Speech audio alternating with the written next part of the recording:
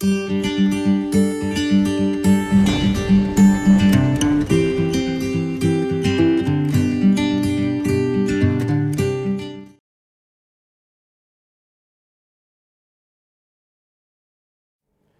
Friends, मैं doctor Kajal Mangukiya, gynaecologist, obstetrician and IVF specialist from Orchid Hospital and IVF centre सूरत।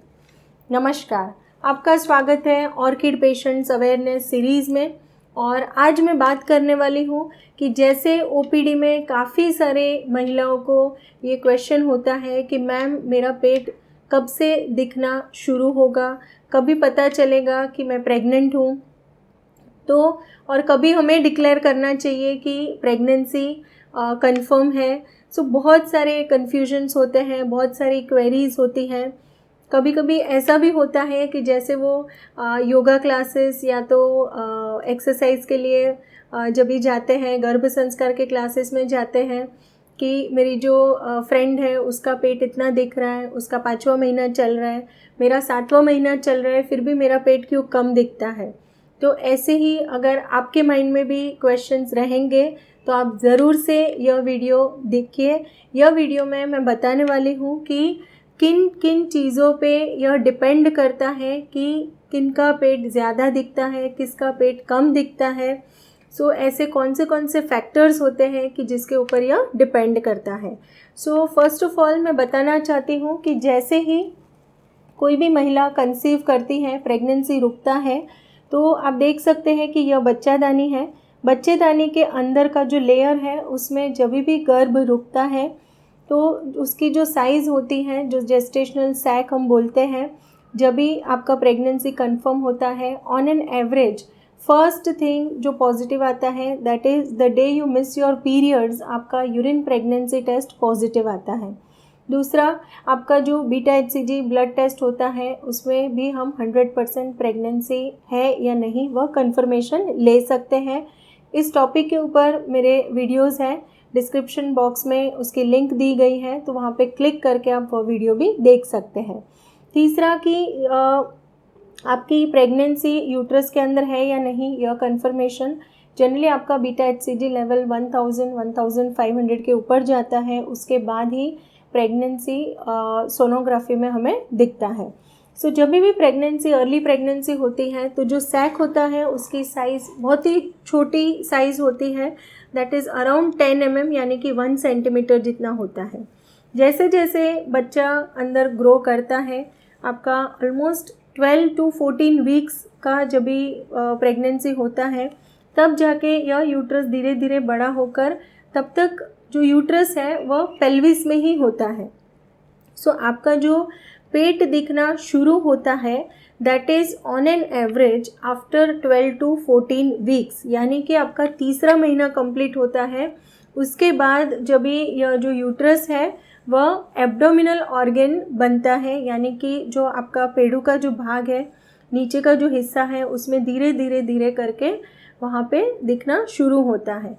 जब भी आपका जो अम्बिलिकस है that is approximately around 24 weeks, जब भी आपके 24 वीक्स होते हैं तभी जो बच्चादानी है उसका जो लेवल, जो हाइट होती है that is approximately 24 weeks up to the level of umbilicus.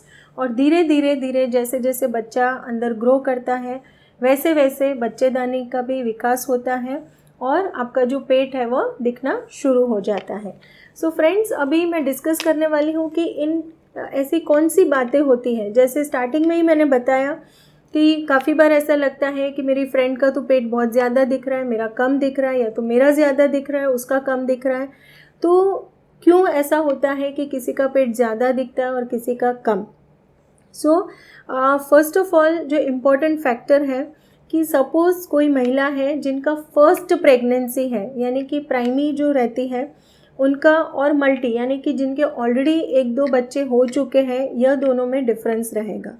जिनका फर्स्ट प्रेगनेंसी है उनका जो पेट का भाग है वह ज़्यादा नहीं दिखता है कंपेयर टू मल्टीपैरस, यानी कि जिनके ऑलरेडी 1-2 बच्चे हो चुके हैं उनका पेट का भाग ज़्यादा दिखता है।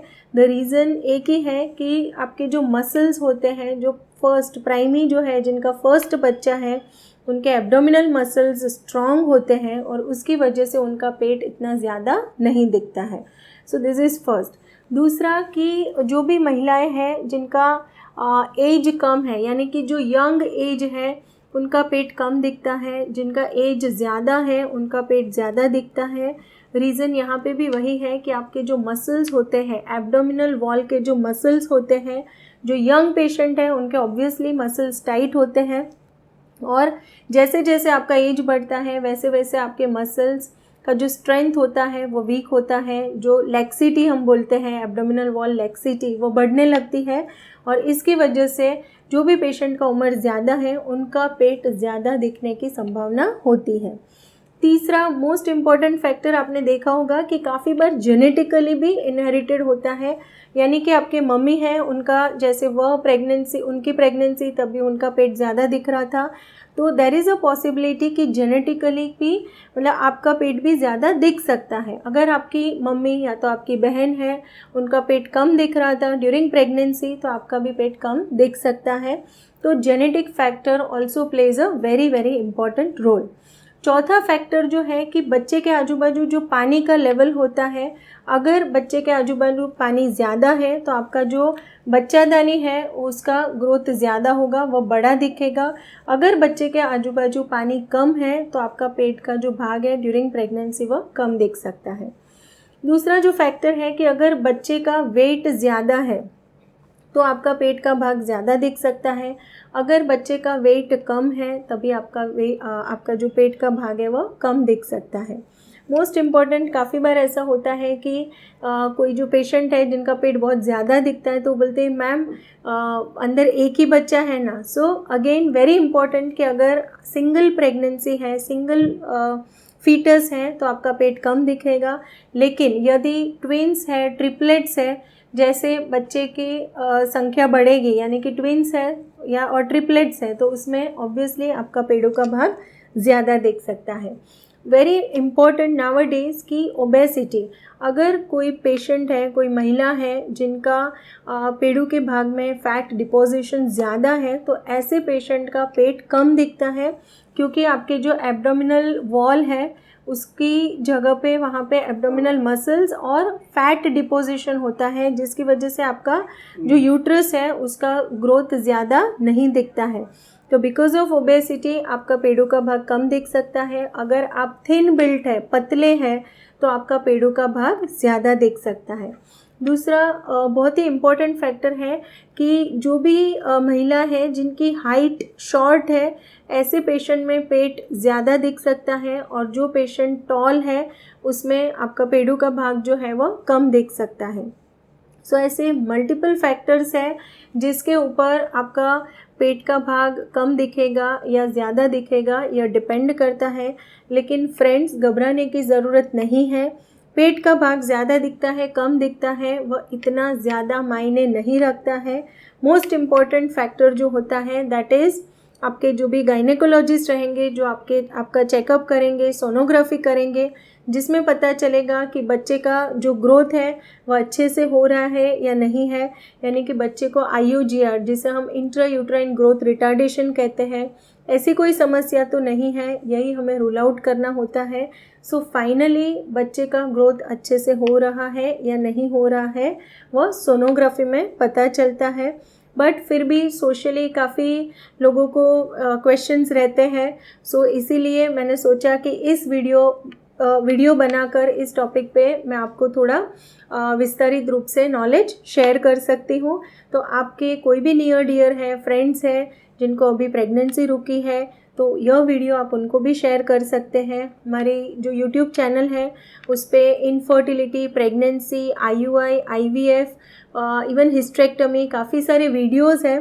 तो आपके कोई भी फ्रेंड सर्कल में किसी को भी गायनेक टॉपिक रिलेटेड कोई भी प्रॉब्लम्स हैं तो उनको आप यह वीडियो शेयर कर सकते हैं। And thank you friends. आपके कोई भी क्वेरीज रहेंगे तो आप ज़रूर से कमेंट बॉक्स में लिख दीजिए, हम जल्दी कोशिश करेंगे आपके इन सवाल के जवाब देने के लिए। Once again thank you.